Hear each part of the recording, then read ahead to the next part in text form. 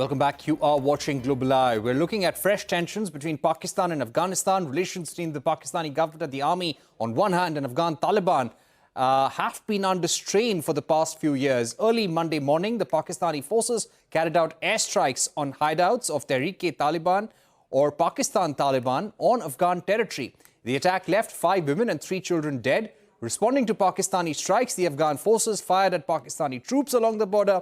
Pakistan faced another terror attack this week, this one at the strategically important Gwadar port, a part of the China-Pakistan economic corridor. Baloch militants attacked the port and 2 soldiers and 8 militants were killed. China has reacted sharply and said it supports Pakistan in its fight against terrorism. What do these terror attacks mean for the new coalition government under Shehbaz Sharif, which is barely a month old? Joining me now is Anju Gupta, security analyst and former DGP with the UP Police, somebody who looks at Pakistan-Afghanistan matters very closely and terrorism in general. Ms. Gupta, thank you very much for joining us on Global Eye. Give us a sense as to why the Pakistani government, which is barely a month old, decided to carry out these airstrikes on Afghan soil. Thank you, Parikshit, for having me on the show. We have seen Pakistan mounting airstrikes into Afghan territory on a number of occasions. And this typically happens when there's a casualty when the casualty is really big on the Pakistani side. They blame Afghan Taliban for sheltering the TTP, and they claim that the TTP shelters are there in the AFPAC region on the Afghanistan side. So this time around, the immediate provocation was killing of a colonel and a captain level officers along with other soldiers in an attack on North Waziristan a few days ago. And as we know, in Pakistan, the loss of life of senior officers within the army creates a big flutter. So the immediate provocation was this, for carrying out airstrikes into Afghanistan and to demonstrate that they were taking action against TTP network, who are really not under control of Pakistani army at the moment. Right. In a way, they were forced. The Pakistani forces were, in a way, pushed into reacting because their credibility was at stake. I'd also like to ask you about the consequences of deteriorating relations between the Pakistani forces and the government on one hand and the Afghan Taliban on the other. They have often been referred to as cousins in the past. But if things go on in this manner, what are some of the immediate consequences that you see resulting from this attack? So I think I'll just restate a few things that people know about Pakistan. One, that the current government particularly is a very weak government. Second, it is the Pakistani army that controls the security and the foreign policy in Pakistan, apart from many other things.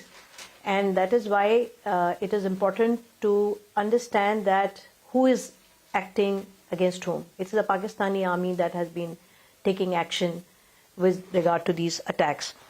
So the other thing is that the relations between the Taliban rulers, I would call them, because we can't call them government, they are not formally recognized. The relationship between Taliban rulers and Pakistani army or the Pakistani state has been on the decline since the US withdrawal of troops. I think the one country that has really faced the brunt after the withdrawal of US troops from Afghanistan is Pakistan. They have the TTP and the Baloch groups have upped the ante against, and their attack targets are Pakistani forces. They are not hitting the civilians. They are hitting the Pakistani army and the forces, their installations, their bases, the troops, and the casualty figure is really very high. So, and as a result of these, the rise of violence in Pakistan, there's been a sharp deterioration between the relationship between Taliban and the Pakistani government and the Pak ISI, which was all these years supporting Taliban against the foreign troops and the Afghan troops. And we have seen how strongly Taliban has reacted to these airstrikes and all that they have said and all that they have been saying. And on top of that, Pakistan government, again driven by Pakistani army, has also gone in for something which is really very questionable, of forcibly repatriating millions of Afghans who've been living in Pakistan for years. And they have done it through the winter months, and now they have again announced that they're going to do for the rest of them. So the tension has been mounting on between both the sides since August 2021, since the US withdrawal. And we see that is going to go up. Right. Ms. Gupta, do you also feel, and very briefly, if you could tell us, is Pakistan now, day by day, losing more leverage over Afghanistan? Yes, absolutely. And if you look at the history of Afghanistan and Pakistan, till the Taliban came into power, whichever way, Pakistan always had a seat at the high table, so to say, because the world was going to talk to Taliban through Pakistan, and especially Pakistani army. And that is, they had a great leverage, so the world thought, and they did have. It's a matter of a separate discussion as to what went wrong between Taliban and Pakistani army. But they had the huge leverage. The Taliban had sanctuaries in Pakistan, Fata area, Khyber Pakhtunkhwa. They had their families living on this side, and they were getting all other support. So, but now the situation has turned around almost 180 degrees.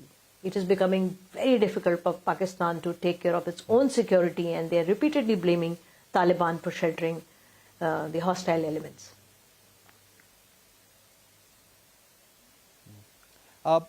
Just to also shift focus to the attack that we saw on Gwadar port by Baloch militants. There were at least 2 Pakistani soldiers who were killed, 8 Baloch militants who were killed in that attack that took place. What is the significance of this? Now, this is very important for the China-Pakistan economic corridor. We've seen a sharp reaction from China. What could be the consequences of this going forward? Well, the Baloch insurgency has been building up for more than 2 years.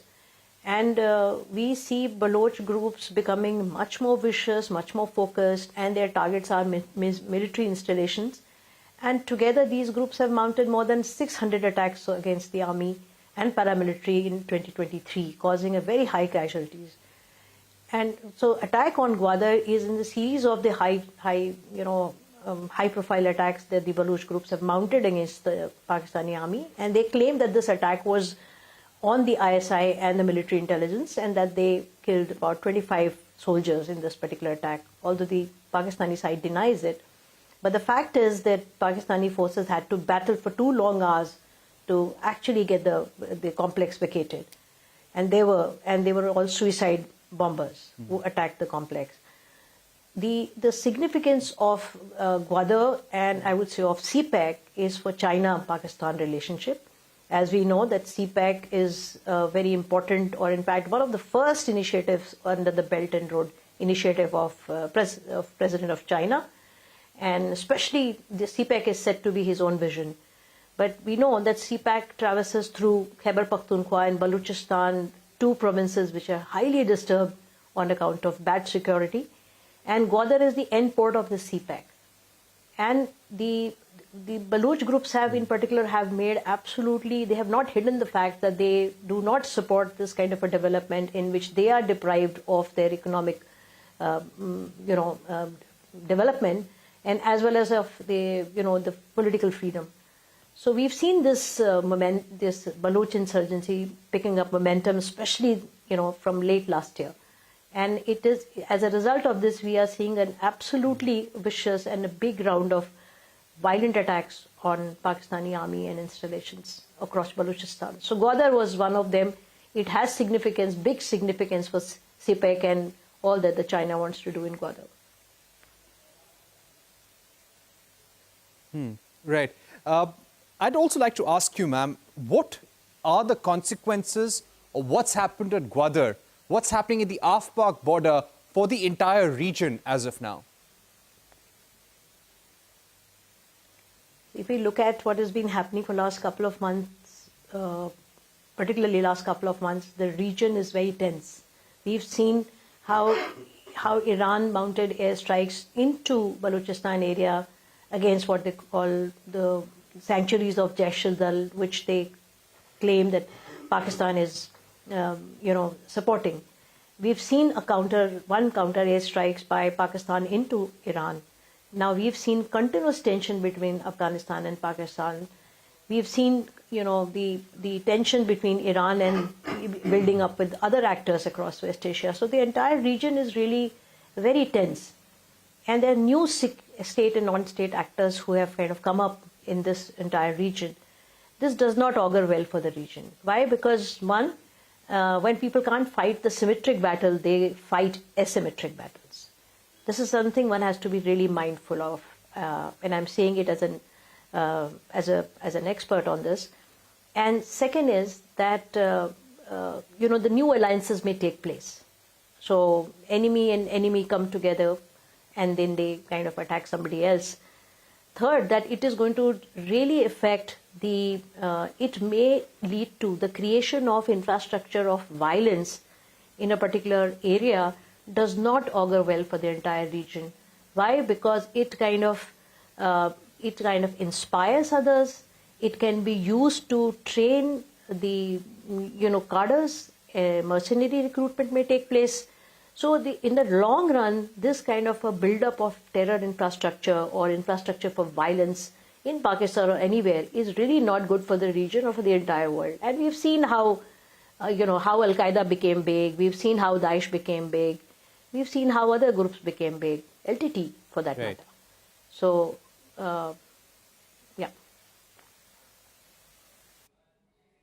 Right. So you're saying that this has negative consequences for the region, and this is something that all nations, including India, must watch out for very carefully. Thank you very much, Ms. Gupta, for joining us on the program, giving us your view on the security challenges that the new government in Pakistan has to face right now.